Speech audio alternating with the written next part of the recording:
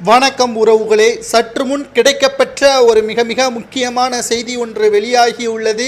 அதிமுகவில் கட்சியிலிருந்து நீக்கப்பட்ட பன்னீர்செல்வம் அவர்கள் மீண்டும் அதிமுகவின் அலுவலகத்தில் வருவார். அதிமுகவில் மீண்டும் தன்னுடைய பணிகளை மேற்கொள்வார். உச்சநீதிமன்றத்தில் தற்பொழுது மிகப்பெரிய ஒரு திருப்புமுனையாக பாஜகவின் உதவியுடன் தற்பொழுது பன்னீர்செல்வம் அவர்கள் அதிமுகவில் மீண்டும் இணைவார் என்ற தகவல் வெளியாகி இருக்கிறது. முதலாவதாக உயர்நீதிமன்றத்தில் எடப்பாடி பழனிசாமி அவர்களது பொதுச் செயலாளர் பதவி செல்லாது என்று வழக்கு தொடர்ந்த பன்னீர்செல்வம் அவர்கள் தற்பொழுது பாஜகவின் உதவியை நாடியிருக்கிறார். 3 மாத பயணமாக லண்டன் சென்ற அண்ணாமலை அவர்கள் திரும்பி வரும்பொழுது அதிமுகவின் தலைமை மாற்றியிருந்தால் 2026 சட்டமன்ற தேர்தலில் எடப்பாடி பழனிசாமி இல்லாமல் பன்னீர்செல்வம் தலைமையில் அதிமுகவுடன் பாஜக கூட்டணி வைக்கலாம் என்ற தகவலும் வெளியாகி இருக்கிறது. எடப்பாடி பழனிசாமியை அதிமுகவில் இருந்து விரட்ட வேண்டும், இரட்டை இலை சின்னத்தை எடப்பாடி பழனிசாமியிடம் இருந்து பறிக்க வேண்டும்,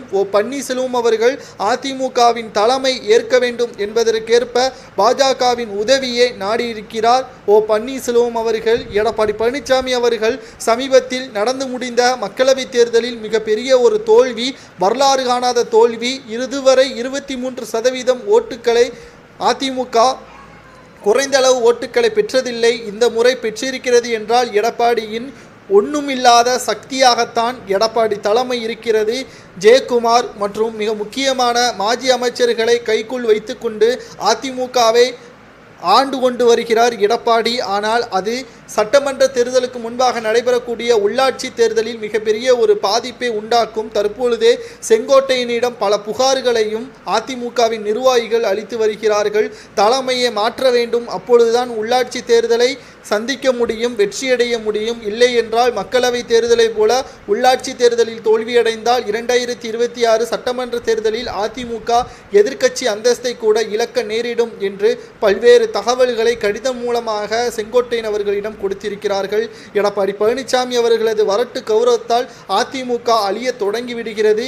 தற்பொழுது மீட்டெடுக்க வேண்டும் என்றால் ஓபிஎஸ் போன்ற அதிமுகவால் மறைந்த ஜெயலலிதா அவர்களால் அங்கீகரிக்கப்பட்ட தலைவர்கள் மீண்டும் இருக்க வேண்டும், அப்பொழுதுதான் அதிமுக வெற்றியடையும் என்று தற்பொழுது செங்கோட்டையன் அவர்களிடம் கூறியிருக்கிறார்கள். இதனால் எடப்பாடி பழனிசாமி அவர்களுக்கு ஆபத்தாக முடியும்.